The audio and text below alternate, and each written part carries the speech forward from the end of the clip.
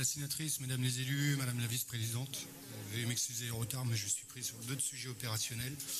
Il me vient la responsabilité de faire une synthèse sur le sujet qui vous est exposé devant, l'alerte aux populations et plus largement l'adaptation de la sécurité civile face aux sujets qui nous attendent demain, des risques connus aujourd'hui qui vont évoluer avec les changements climatiques qui pour certains vont s'aggraver et pour certains vont apparaître. Je tiens tout d'abord à remercier l'ensemble des participants avec qui nous avons eu le plaisir d'échanger.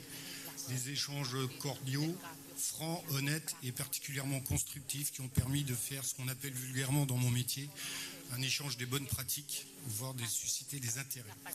Cette slide, très simplement pour vous rappeler les étapes de l'atelier qui s'est tenu hier. Donc au niveau de l'état-major interministériel de zone, c'est-à-dire que j'ai une compétence sur l'ensemble des territoires français au niveau zone Antilles, donc Saint-Barthélemy, Saint-Martin, Guadeloupe, Martinique, avec un volet régional, je dirais.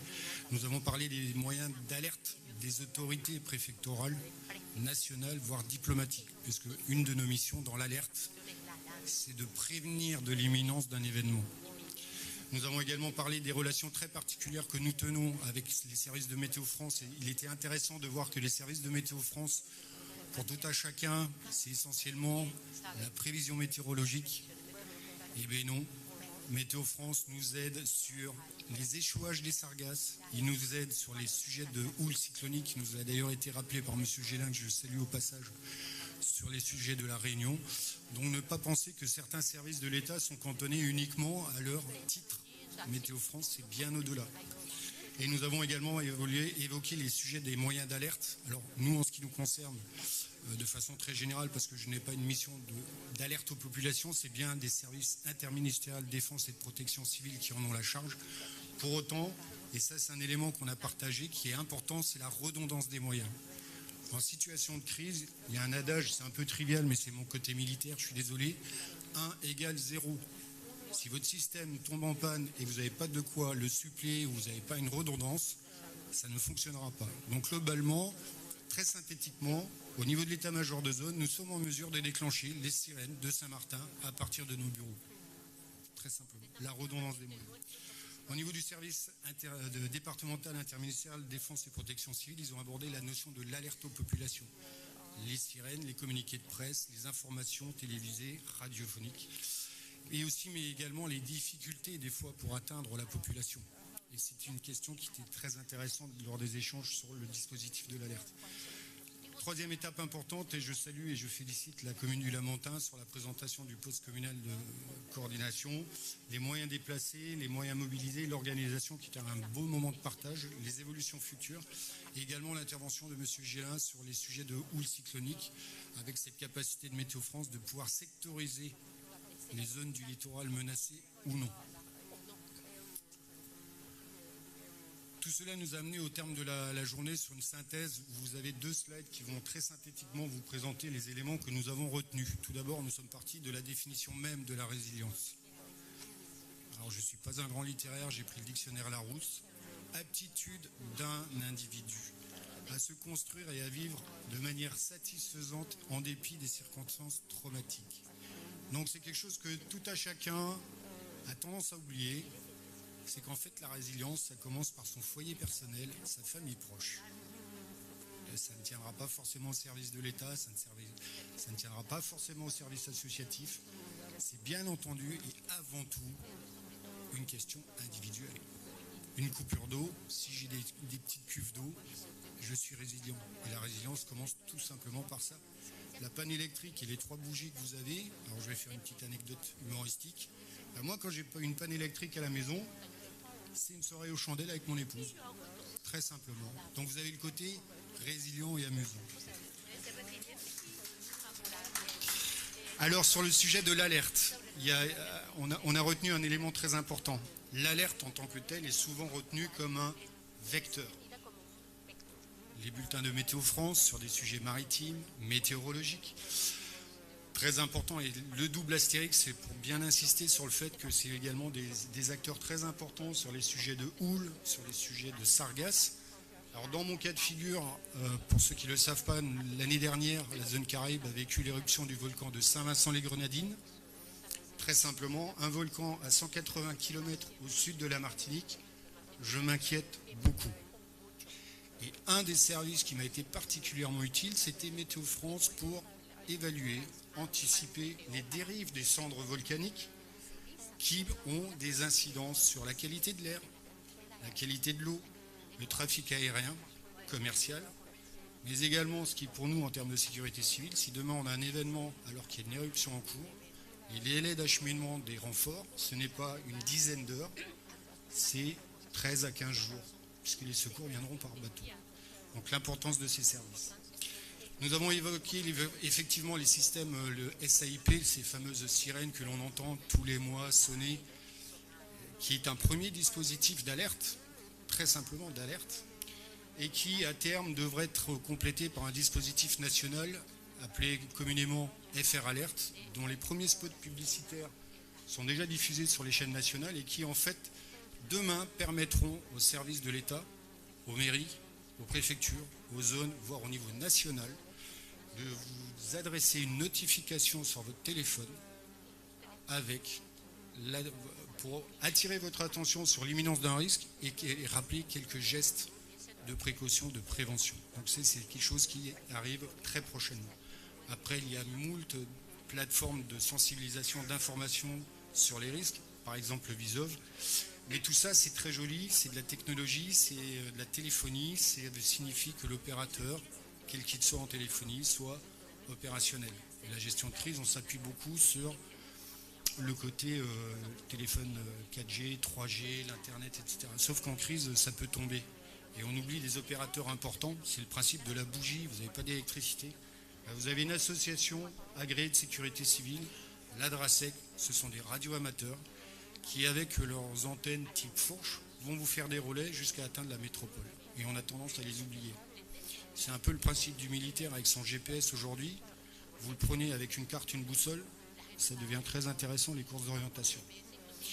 Donc là je vous ai parlé du vecteur, mais le vecteur c'est une chose, atteindre la cible c'est une chose. Au bon moment, la bonne information. Mais pour autant, il faut que la personne qui reçoive l'alerte comprenne de quoi il s'agit. Si je crie au secours, vous allez tous me regarder, interrogatif, qu'est-ce qu'il dit? Si je crie au secours, au feu, ça va appeler à votre inconscient des réactions. Il faut évacuer, il faut partir. Voilà. Donc l'atteindre les populations. Donc la résilience et l'alerte n'est qu'une étape de la résilience. C'est bien une affaire de tous, de l'État, des collectivités, mais également des individus, comme je l'ai montré en préambule. La résilience, c'est aussi et surtout une notion de solidarité. Haïti a une devise qui est absolument magnifique pour être intervenue à plusieurs reprises, l'union fait la force.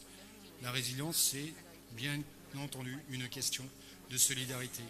Solidarité, complémentarité entre les différents acteurs qui sont institutionnels, collectivités, associatifs, individus, sur la connaissance des capacités, des moyens, mais aussi d'un environnement. Savoir où on intervient et des spécificités très particulières nous amène à un élément qu'on a retenu sur des échanges et des choses à développer. Mais tout ça amène à une notion de culture du risque. Quel danger je dois affronter, quelles mesures je dois prendre, et si j'ai un message, quelle réaction mener. Cette culture de risque, on a retenu très simplement que cette culture s'acquiert comme tout item de l'éducation au plus jeune âge. Sensibiliser les jeunes dans le cadre d'écoles, de cours dédiés à l'école, de modèles associatifs, c'est les sensibiliser au risque, connaître ce qu'est le risque, connaître les réflexes, les gestes de premier secours, mais aussi les mesures que l'on peut anticiper très simplement. Très simplement. Et on a retenu cet élément qui est fondamental, c'est la réserve communale de sécurité. Pourquoi? Parce que ce sont les premiers acteurs du terrain. Personne mieux qu'un membre d'une réserve communale de sécurité civile connaît le territoire, connaît les fragilités, connaît les accès, connaît la population. C'est une source, c'est un moyen d'action, c'est un moyen de renseignement. Parce que, alors, une chose, si vous prenez des vidéos sur les séismes, par exemple, pour l'avoir vécu, regardez bien les vidéos des premières minutes après un séisme, ou après les premières heures. Notez que les premiers intervenants ne sont pas en uniforme.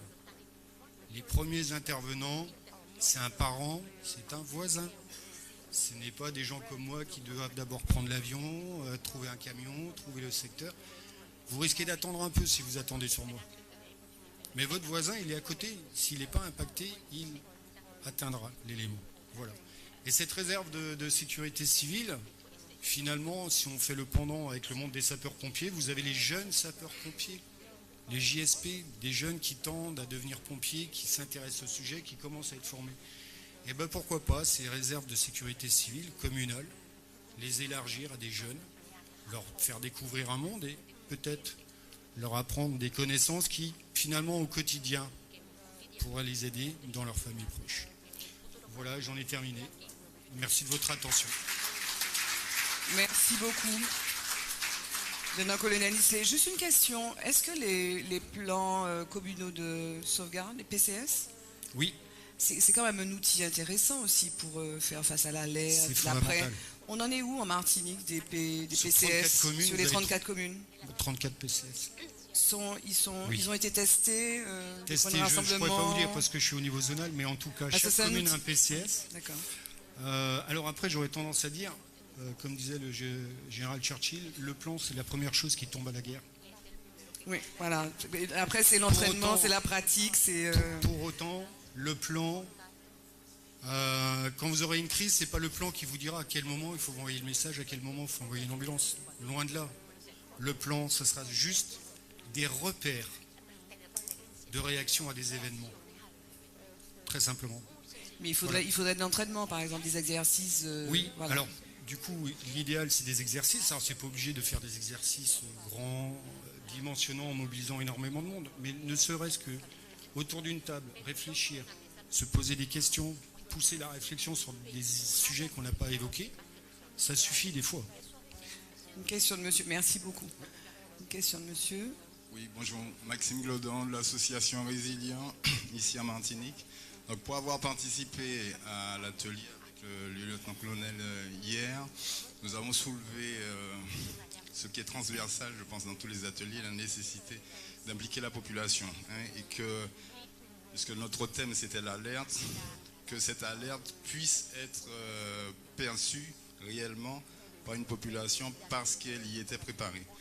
Et nous avions soulevé un point important qui était celui recommandé par les gouvernements, notre gouvernement, qui dit à chacun de préparer un kit personnel, un kit mobile, que nous avons oublié de mentionner ici, qui va mettre chacun dans l'état d'esprit de devoir subir peut-être un jour un gros aléa, à constituer soi-même.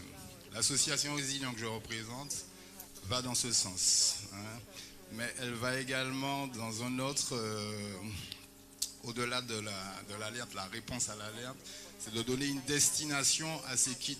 Aujourd'hui, il n'existe que des préconisations de rejoindre telle salle des fêtes, tel gymnase, telle école censée être construite récemment, parasismique, et pouvoir accueillir le public en besoin. Mais il n'y a pas de véritable refuge qui soit conçu, qui soit choisi au niveau du plan de prévention des risques sur des sites sécurisés aux normes, peut-être, mais disons qui aient les caractéristiques de la sûreté qu'on attend d'un refuge, mais qui soit surtout équipé pour prodiguer les premiers soins, pour répondre aux besoins de gîtes, de couverts, ce que les lieux qui sont recensés aujourd'hui ne sont pas. Voilà, c'était juste une remarque. Merci. Très bien, merci. Oui, une question de Madame la sénatrice. Attendez, mais pas là, venez là parce que on a le mieux. L'enceinte, oui, merci. Allez-y. C'est bon? Oui. Oui, je voudrais également ajouter le fait qu'il faille de plus en plus également faire de l'audio-description pour les personnes qui ne comprennent pas, qui sont malvoyantes déjà, parce que quelquefois il y a des spots qui passent, ils peuvent entendre, mais aussi mettre quand il y a des sites qui sont préconisés, notamment quelquefois il y a des schémas, enfin il y a un certain nombre de choses qu'on entend, mais il est nécessaire de voir également ce qui est proposé. Donc je crois qu'il faut adapter également les messages. Il y a également le fait que, par exemple, sur des territoires comme Saint-Martin, parce que vous recouvrez également Saint-Martin, quand nous avons fait l'étude que nous avons faite, nous nous sommes rendus compte que les Saint-Martinois n'écoutaient pas forcément les alertes en français. Tous les Saint-Martinois n'écoutaient pas les alertes en français sur la chaîne nationale, la chaîne qui transmet les messages de Météo France. Donc nous avons vu avec l'ensemble des radios amateurs, en fait tous ceux qui constituaient le panel de médias de Saint-Martin, parce qu'il y a des médias en ligne également, pour être des relais des informations. Donc je crois qu'il faut aussi travailler avec ces personnes-là, parce qu'il y a beaucoup de langues différentes sur notre territoire, sur les différents territoires, et que les personnes n'ont pas les messages, donc ils ne peuvent pas se préparer comme on le souhaiterait. Et la toute dernière chose, c'est que dans la loi de modernisation de la sécurité civile, on parle des voisins et on ne travaille pas suffisamment avec eux. Et j'ai beaucoup apprécié d'avoir été sur le terrain. Et là, c'est important qu'on puisse travailler avec les personnes du territoire, mais aussi sur leur lieu de vie, parce qu'ils nous vous décrivent un certain nombre de choses. Et c'est l'occasion justement de faire passer les messages que vous avez évoqués. Merci. En tout cas, Madame la sénatrice de Guadeloupe, merci d'être avec nous en Martinique pour parler de ces questions-là. Alors, juste pour compléter les interrogations de Madame la sénatrice, sur le sujet de la diffusion de l'information à destination des peuples. Non, venez. Excusez-moi, venez parce que... Venez là, venez là. Oui. Je réponds, Madame. Non, c'était un prolongement en fait de la question. C'est quoi le problème? Vraiment désolée.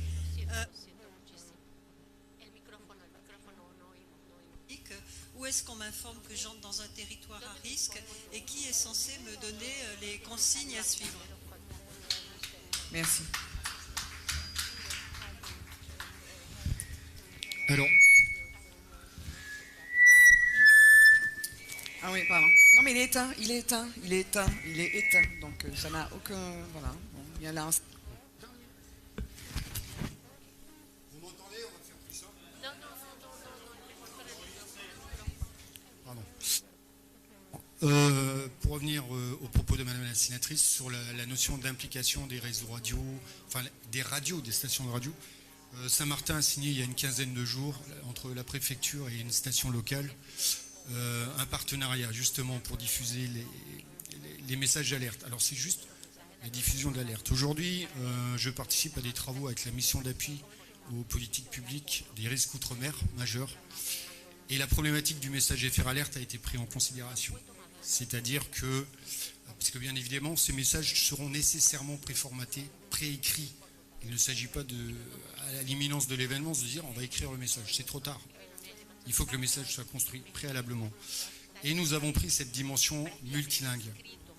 Français, créole, anglais, espagnol. On a essayé de, par rapport à l'ensemble des territoires ultramarins, puisqu'elle a été présent Mayotte, la Réunion et la Polynésie.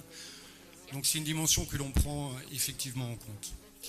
Le sujet de l'information des touristes a été évoqué hier dans l'atelier. Effectivement, je ne l'ai pas abordé. Et c'était un vrai sujet. C'est un vrai sujet parce que moi, le premier, quand je prends l'avion pour venir dans les Antilles, je vais au paradis.